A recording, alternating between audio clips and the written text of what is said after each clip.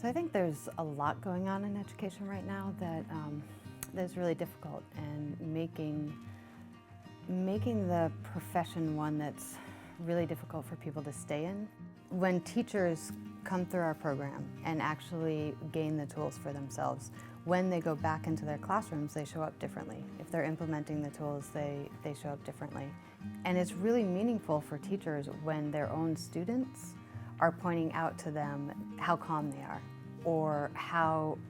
much better they're able to communicate with their students, and how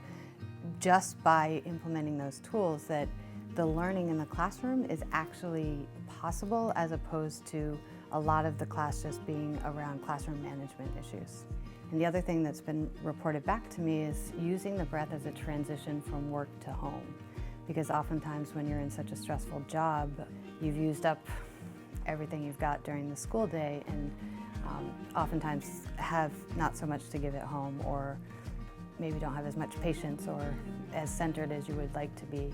And so I know a lot of people, teachers, are using these skills during that transition between work and home, and it's making a big difference. I love that I'm in a position to be able to support educators, and that I know that if I had had some of these tools, that it would have been really helpful for me as a young teacher. So I think that RISE is particularly special in that way, that the groups of people we get to work with are people who maybe think, I'm not a yoga person, I'm not a meditator, but then when they're introduced to them through RISE, that they realize they really are, and that it's fundamentally a game changer and helpful for them in their lives.